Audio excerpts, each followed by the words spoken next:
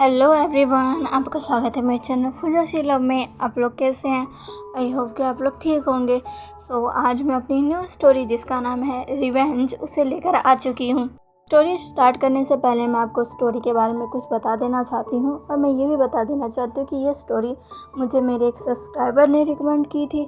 उन्होंने कहा था कि मैं इस टॉपिक पर एक स्टोरी लेकर आऊँ। ये टॉपिक सच में मुझे बहुत अच्छा लगा।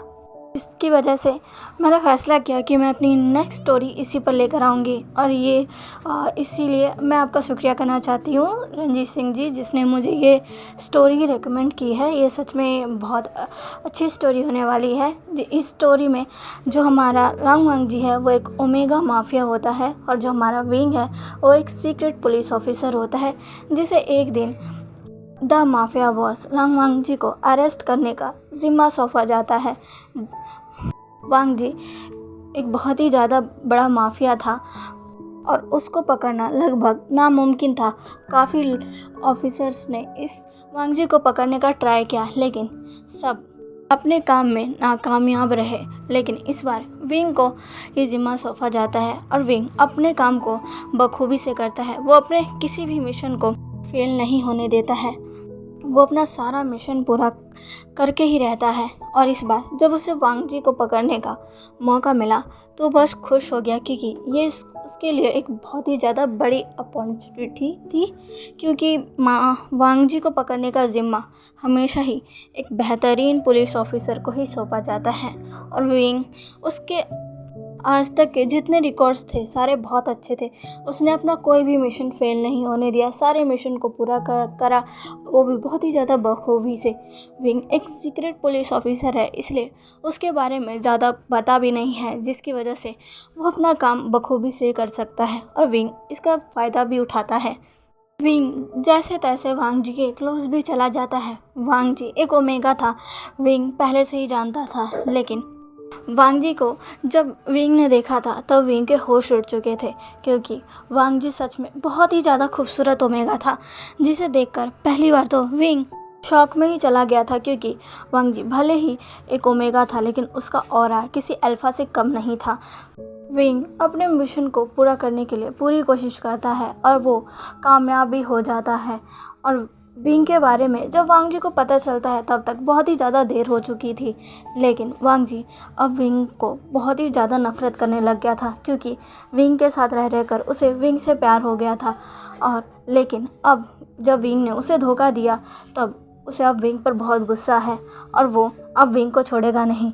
अब यही सारी चीज़ें हम इस स्टोरी में देखेंगे कि वांग जी विंग को कैसे पनिश करेगा, विंग वांग जी तक कैसे पहुंचता है और उसे कैसे अपने जाल में फंसाता है। ये सब हम इस स्टोरी में देखेंगे। आई होप कि आप स्टोरी के इस छोटे इंट्रो से समझ गए होंगे। काफ़ी हद तक आपको स्टोरी समझ में आ गई होगी। ठीक है, तो चलिए हम अपनी स्टोरी की स्टार्टिंग करते हैं। यहाँ हमें एक शख्स को दिखाया जाता है जो कि बहुत ही ज़्यादा ज़ोर ज़ोर से चिल्ला रहा था। उस शख्स की हालत कुछ ज़्यादा अच्छी नहीं थी।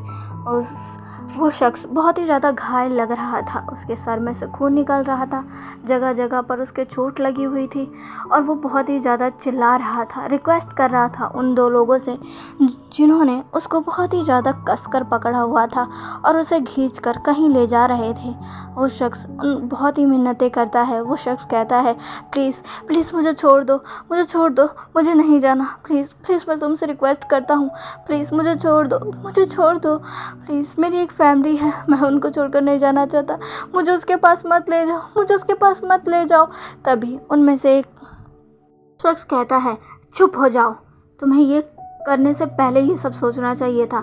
अब तुम नहीं बच सकते, हम अपने बॉस का कहा नहीं टाल सकते, हमें सख्त ऑर्डर मिले हुए हैं और तुम जानते हो उनका कहा ना मानना कितनी बड़ी गलती है। अगर हमने तुम्हें जाने दिया तो वो हमें नहीं छोड़ेगी, इसलिए अब हम तुम्हें नहीं छोड़ सकते। ऐसा कहकर वो दोनों अब घसीटते हुए उसे ले जाते हैं और वो पूरे रास्ते चिल्ला रहा था, नहीं मुझे जाने दो, मुझे उसके पास नहीं जाना, वो बहुत ही क्रूल है, वो हार्टलेस है, वो मुझे नहीं छोड़ेगा, मुझसे गलती हो गई, प्लीज़ प्लीज़ प्लीज़ मुझे माफ़ कर दो। पर वो दो शख्स बिल्कुल भी नहीं सुनते हैं और उसे खींचकर एक रूम में ले जाकर एक शख्स के पैरों पर फेंक देते हैं। वो दोनों कहते हैं, बॉस ये लीजिए, आपका गुनहगार, वो शख्स जो कि उस शख्स के पैरों में गिरा हुआ था, अब वो अपने फेस को ऊपर उठाकर उस शख्स की तरफ देखने लगता है जो कि अपने डार्क निगाहों से उसे घूर रहा था। वो शख्स ऊपर देखता है और देखते ही उसका पूरा शरीर कांप जाता है। वो शख्स जो उसके सामने बैठा हुआ था, अपना डार्क ऑरा लेकर, उसने ब्लैक क्लॉथ वेयर किए हुए थे। उसके हाथ में एक नाइफ था जिसको उसने उसके चिन पर रखा और उसे उसी तरीके से ऊपर की तरफ उठाने लग गया। वो उस नाइफ को उसके चिन में पूरी तरीके से गाड़ रहा था। उस शख्स को दर्द हो रहा था पर उसके मुंह से एक शब्द नहीं निकल रहे थे। वो ऊपर ऊपर हो रहा था और अब वो उस शख्स के बहुत करीब था। वो शख्स कहता है, वेलकम बैक मिस्टर चा। मिस्टर चा अब अपना हाथ जोड़ के कहते हैं, बॉस बॉस प्लीज़ मुझे जाने दीजिए, मुझे प्लीज़ जाने दीजिए, मुझसे गलती हो गई। मैं आपसे वादा करता हूँ आइंदा ये नहीं होगा। प्लीज़ मुझे जाने दीजिए, प्लीज़ मेरी एक फैमिली है, प्लीज़ ऐसा मत करिए, मेरे ऊपर उनकी जिम्मेदारी है, मुझे माफ़ कर दीजिए, प्लीज़। तभी वो शख्स कहता है, ओह मिस्टर चा, आपको ये सब करने से पहले ये सोचना चाहिए था ना कि आपकी एक फैमिली है। आप जानते हैं ना कि मैं कैसा हूँ और मुझे सख्त नफ़रत है उन लोगों से जो दूसरों को धोखा देते हैं। तभी मिस्टर चा कहते हैं, नहीं प्लीज़, मेरा ऐसा कोई इरादा नहीं था, मेरा आपका धोखा देने का कोई इरादा नहीं था बॉस, पर मैं मजबूर था। उन्होंने मुझसे कहा था कि अगर मैंने ये सब नहीं किया तो वो मेरी फैमिली को मार डालेंगे। मैंने ये सब अपनी फैमिली के लिए किया। प्लीज़ मुझे माफ़ कर दीजिए बॉस, प्लीज़ मुझे माफ़ कर दीजिए। तभी वो शख्स कहता है,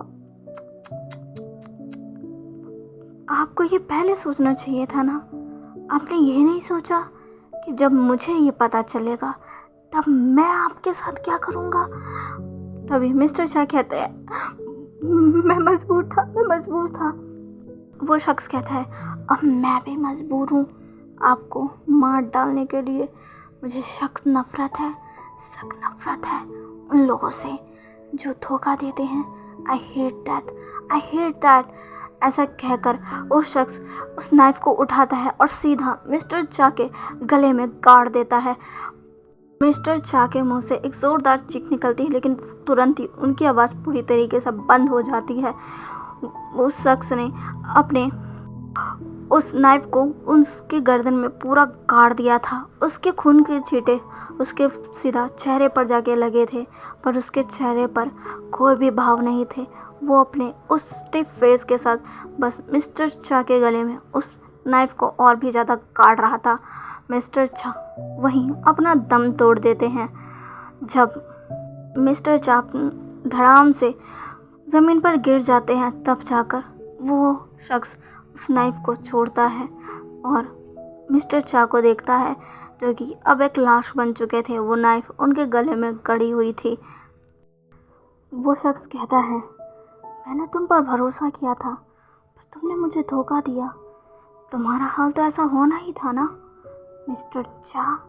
ऐसा कहकर वो उस इंसान को अपने डार्क आइज से घूरने लगता है। वहाँ पर खड़े जितने भी लोग थे, सब ये सारी चीज़ें बस अपने उन स्टिफ फेस के साथ देख रहे थे। उनमें से किसी की हिम्मत नहीं थी जाकर कुछ कहने की, और ये एक चीज़ उनके लिए कोई नहीं थी। उनके सामने बैठा ये शख्स आए दिन किसी न किसी को मौत के घाट उतार ही देता है, और वो भी बहुत ही ज़्यादा बुरी तरीके से। अब वो शख्स चेयर पर से खड़ा होता है और आगे की तरफ बढ़ने लगता है। वो आगे की तरफ बढ़ते बढ़ते कहता है, इसकी बॉडी इसकी फैमिली के पास पहुंचा दो। वहाँ खड़े दोनों गार्ड्स कहते हैं, जी बॉस। और वो शख्स उस रूम से बाहर निकल जाता है। रूम से बाहर निकलकर वो सीधा एक जगह की तरफ बढ़ने लगता है। उसके पीछे उसके बहुत सारे गार्ड्स थे और साथ में उसकी एक सेक्रेटरी भी थी। वो शख्स आगे की तरफ बढ़ने लगता है वो शख्स आगे की तरफ बढ़कर एक रूम के पास आता है। वो उस रूम में चला जाता है। वो अपनी सेक्रेटरी को घूरकर देखता है और कहता है यहीं खड़ी रहो। उसकी सेक्रेटरी समझ जाती है। वो वहीं खड़ी रह जाती है और साथ में बाकी सारे गार्ड्स भी। वो शख्स उस रूम को बंद करता है, अपने जो क्लोथ्स थे उसे रिमूव कर कर वहीं बेड पर फेंकता है और अंदर वॉशरूम की तरफ चला जाता है। वॉशरूम में जाकर वो शावर ऑन कर लेता है और अपना फेस ऊपर की तरफ करने लगता है। वो खून जो कि उसके चेहरे पर था वो अब धीरे धीरे उस पानी से हटने लगता है। अब यहाँ दूसरी तरफ हमें एक और शख्स को दिखाया जाता है जो कि एक नाइट क्लब में बैठा हुआ था और आराम से अपने ड्रिंक को एंजॉय कर रहा था। वो शख्स ड्रिंक को एंजॉय करते करते अपने सामने की सीनरी को देख रहा था, जहाँ पे सारे लोग बहुत ही ज़्यादा एंजॉय कर रहे थे, एक दूसरे के साथ नाच गा रहे थे। वो शख्स अपने ड्रिंक के गिलास को उठाकर ड्रिंक पीते हुए कहता है वाह वाह, आज की शाम कितनी ज़्यादा हसीन है, मज़ा आ गया। ऐसा कहकर वो अपनी एक चार्मिंग सी स्माइल देता है। तभी उसके सामने वाला बारटेंडर उसे देखकर कहता है क्या बात है सर, आज तो आप बहुत ही ज़्यादा खुश लग रहे हो, क्या कुछ बात है? तभी वो शख्स उस बारटेंडर की तरफ देखता है और कहता है तुमने बिल्कुल सही गेस किया, आज बहुत बड़ा दिन है मेरे लिए। आज मेरे उस घटिया बॉस को मेरे पे मेरी काबिलियत पर विश्वास करना ही होगा और मुझे प्रमोशन देना ही होगा। हाँ, मैं इतनी मेहनत करता हूँ, इतनी ज़्यादा मेहनत करता हूँ, पर उसे तो मेरी कोई फिक्र ही नहीं है। हाँ, ऐसा कहकर वो अपना ड्रिंक का गिलास उठाकर फिर से ड्रिंक करने लगता है। वो पूरा ड्रिंक का गिलास एक झटके में पी जाता है और कहता है मुझे और चाहिए। तभी वो बारटेंडर कहता है बस सर, आप बहुत ज़्यादा पी चुके हैं, अगर आपने और पी तो आप घर नहीं जा पाएंगे। तभी वो शख्स कहता है ओह तुम चिंता मत करो, मैं बिल्कुल ठीक हूँ। ऐसा कहकर वो अपनी एक चार्मिंग सी स्माइल देता है। वो बारटेंडर कहता है ठीक है सर। ऐसा कहकर वो विंग को और भी ड्रिंक सर्व करने लगता है। तभी वहाँ पर एक गर्ल आती है और कहती है हाय हैंडसम। तभी वो शख्स उसकी तरफ देखता है और कहता है हो वेरी ब्यूटीफुल, तुम तो बहुत खूबसूरत हो। तभी वो लेडी कहती है तुम्हारा बहुत बहुत शुक्रिया, वैसे मेरा नाम नैन्सी है और तुम? वो शख्स कहता है विंग, मुझे विंग कहते हैं, तुमसे मिलकर खुशी हुई मिस ब्यूटीफुल। तभी वो लड़की शर्माते हुए कहती है ओह मैंने तुमसे अभी कहा ना मेरा नाम नैन्सी है। तभी विंग कहता है पर मुझे तो तुम्हें ब्यूटीफुल बुलाना ही अच्छा लग रहा है, आखिर तुम इतनी ज़्यादा प्रिटी जो हो। विंग उसके साथ फ्लर्ट करने लगता है। वो उसको प्रिटी बुलाकर उसे एक विंग करता है, जिसे देखकर वो गर्ल और शर्माने लग जाती है और कहती है तुम भी ना। ओह, तभी विंग कहता है वैसे तुम्हें मुझसे कोई काम था क्या? तभी वो लेडी कहती है हाँ। विंग कहता है क्या इस प्रिटी लेडी को मुझसे क्या काम है? तभी वो लेडी कहती है क्या तुम मेरे साथ डांस करोगे? ऐसा कहकर वो विंग के शोल्डर्स पर अपना हाथ रखती है। विंग कहता है क्यों नहीं, मेरे सामने इतना ब्यूटीफुल प्रिटी ओमेगा हो और मैं ना बोल दूँ, ये मेरे रूल्स में नहीं है। तभी वो लेडी कहती है ओह अच्छा, क्या ये अल्फ़ा इतना ज़्यादा हॉर्नी है? विंग उसके करीब आता है, उसके करीब आकर कहता है बहुत ज़्यादा। तुमने देखा कहाँ है ये अल्फ़ा, आखिर चीज़ क्या है? वो लेडी कहती है तो मैं देखना चाहती हूँ, मुझे दिखाओ ना। विंग कहता है ज़रूर, क्यों नहीं। ऐसा कहकर वो दोनों ही एक दूसरे को घूरने लग जाते हैं। वो लेडी कहती है तो चलकर डांस करते हैं। विंग कहता है तुम मेरे साथ डांस करना चाहती हो? वो लेडी कहती है मैं तुम्हारे साथ डांस करना चाहती हूँ। विंग कहता है क्यों नहीं। ऐसा कहकर वो उसकी कमर पर अपना हाथ डालता है और उसे अपनी तरफ खींच लेता है और फिर कहता है तो चले मिस नैन्सी। तभी नैन्सी कहती है क्यों नहीं, और ऐसा कहकर वो दोनों स्टेज पर चले जाते हैं और अब विंग नैन्सी के साथ डांस करने लगता है। नैन्सी भी उसके साथ बहुत ही ज़्यादा टच होकर डांस करने लगती है और खुद को विंग पर पूरी तरीके से लीन करने लगती है। और विंग बस एक स्माइल के साथ नैन्सी को वो सब करने दे रहा था। वो भी नैन्सी को उसी तरीके से टच कर रहा था जैसा नैन्सी चाहती थी। विंग उसके साथ डांस कर रहा था, पर उसकी निगाहें तो नैन्सी के पीछे दो शख्स पर थी जो कि आपस में बैठकर बात कर रहे थे। उनमें से एक कहता है, तुम वो लाए? दूसरा कहता है, हाँ, पर पहले मुझे वो दो। तभी वो शख्स कहता है, ओह, क्या तुम मुझ पर भरोसा नहीं है? मुझे मेरा सामान दे दो। वो शख्स कहता है, पहले मुझे मेरे पैसे चाहिए। वो शख्स कहता है, हाँ ठीक है, ये लो। ऐसा कहकर वो उसकी तरफ एक बैग आगे बढ़ाता है, जिसे देखकर उस शख्स के चेहरे पर स्माइल आ जाती है। वो शख्स तुरंत ही उस बैग को लेने जाता है। तभी वो पहला शख्स उस बैग को खींच लेता है और कहता है, अभी नहीं, पहले मेरा सामान। वो शख्स कहता है, हाँ हाँ। ऐसे कहकर वो भी अपने पास से एक बैग निकालता है और कहता है, ये लो। दोनों ही अब बैग एक्सचेंज कर लेते हैं। वो शख्स कहता है, अब चलो जल्दी यहाँ से, मैं किसी लफड़े में नहीं फंसना चाहता। तभी वो शख्स कहता है, तो मुझे क्या शौक चढ़ा है तुम्हारे साथ किसी लफड़े में फंसने का? वो शख्स कहता है, अभी मेरे पास तुम्हारे साथ लड़ने का टाइम नहीं है, मैं अभी यहाँ से जा रहा हूँ। वो दूसरा शख्स कहता है, ठीक है। दोनों ही अपनी जगह पर उठ जाते हैं। विंग जैसे ही देखता है वो नैन्सी को रोकता है और कहता है, मिस नैन्सी, मुझे माफ़ करना, पर मुझे भी वॉशरूम जाना है, प्लीज़ मेरा वेट कीजिएगा ना। तभी नैन्सी कहती है, ओह ठीक है, जल्दी आना। विंग कहता है, ज़रूर मैं आऊँगा। ऐसा कहकर विंग वहाँ से चला जाता है। अब हमें कुछ देर बाद का सीन दिखाया जाता है जहाँ पर वही दो शख्स अब निकल रहे थे, लेकिन अचानक से ही कुछ लोग उन दोनों को आकर पकड़ लेते हैं। वो दो शख्स कहता है, कौन हो तुम, छोड़ो मुझे। तभी वहाँ विंग आता है और कहता है, तुम दोनों को क्या लगा तुम मेरे हाथों से बच जाओगे? बिल्कुल भी नहीं। अगर तुम दोनों चले गए तो मेरा प्रमोशन कैसे होगा? हाँ बताओ, तुम्हें तो मेरे साथ चलना होगा, मेरे उस खड़ूस बॉस के पास। वो दोनों कहते हैं, अच्छा, पर पहले तुम बचोगे तब ना कहीं जा पाओगे। विंग कहता है, ओ अच्छा। तभी वो शख्स कहता है, मार डालो इन्हें। तभी वहाँ से खूब सारे लोग निकल कर आते हैं जो कि सीधा विंग और उसकी गैंग पर हमला बोल देते हैं। पर विंग उनसे डरता नहीं है, बल्कि उसके चेहरे पर तो एक स्माइल सी आ जाती है। वो सारे शख्स अब विंग के लोगों पर वार करने ही लगते हैं और विंग पर ही वार करने के लिए आते हैं। पर विंग तुरंत ही उन लोगों के वार से बचता है, उन्हें करारा जवाब देता है और अपनी पैंट की पॉकेट से एक चीज़ बाहर निकालता है। विंग उस चीज़ को ओपन करे उससे पहले ही वो अपने फेस पर मास्क लगा लेता है। उसके लोग भी मास्क को लगा लेते हैं। विंग उस बॉक्स को जो उसके हाथ में थे उसे ओपन कर देता है और उसे ओपन करते ही उस बॉक्स में से एक अजीब तरीके से गैस निकलने लगती है, जिसकी स्मेल से वहाँ खड़े सारे लोग डगमगाने लगते हैं। वो शख्स कहता है, ये क्या है? तभी विंग कहता है, तुम्हारी मौत का इंतज़ाम। विंग कैसा कहते ही वो शख्स कहता है, यू, पर वो इससे पहले कुछ कहता सारे वहीं पर ढेर हो जाते हैं। विंग कहता है, इन्हें जल्दी से उठाकर गाड़ी में रखो। सारे लोग कहते हैं, जी बॉस।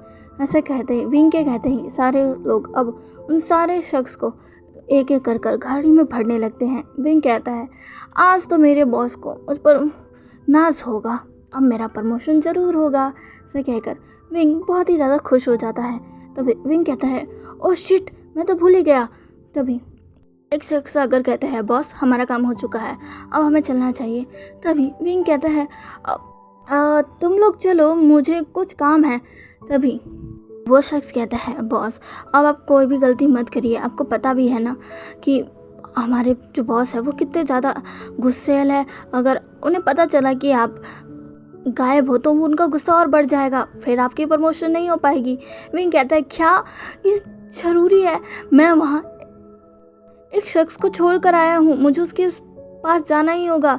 तभी वो दूसरा शख्स कहता है, पर आप जानते हैं ना मास्टर चैंग का गुस्सा कितना ज़्यादा बड़ा है, वो आपको छोड़ेंगे नहीं। विंग कहता है, ओह क्या मुसीबत है। विंग कहता है, ठीक है चलो। विंग ऐसा कहता है और वो वहाँ से निकल जाता है। पर वो जाने से पहले उस लेडी के लिए एक चिट्ठी छोड़कर जाता है जो कि वो एक वेटर के हाथों उस तक पहुंचा देता है। वो लेडी जो कि विंग का कब से वेट कर रही थी, विंग तो नहीं आता पर उसके लिए एक लेटर ज़रूर आता है जो उसे बारटेंडर देता है। वो लेडी उस लेटर को ओपन करती है जिसमें लिखा था, आई एम सॉरी बेबी, मुझे कुछ ज़रूरी काम आ गया, तुम आज तो नहीं आ पाऊँगा, पर मैं वादा करता हूँ मैं नेक्स्ट संडे ज़रूर आऊँगा और तुमसे ज़रूर मिलूँगा, मेरा इंतज़ार करना, तुम्हारा विंग। वो लेडी ये पढ़ती और कहती है, तुम्हें लगता है मैं तुम्हारा इंतज़ार करूँगी? अब मैं क्या करूँ? वैसे ये अल्फ़ा है तो बहुत स्मार्ट और हैंडसम, मैं इसको ऐसे तो जाने नहीं दे सकती, पर मैं आज का क्या करूँ? लगता है आज मुझे खुद के लिए कुछ किसी और को ढूंढना पड़ेगा। और ऐसा कहकर वो वहाँ से चली जाती है। तो चलिए गाइस, ये स्टोरी आपको कैसी लगी प्लीज़ प्लीज़ प्लीज़ मुझे कमेंट करके ज़रूर बताइएगा, और प्लीज़ मेरे चैनल को लाइक, सब्सक्राइब एंड शेयर भी कर लीजिएगा। मिलते हैं इसके नेक्स्ट पार्ट में, बाय।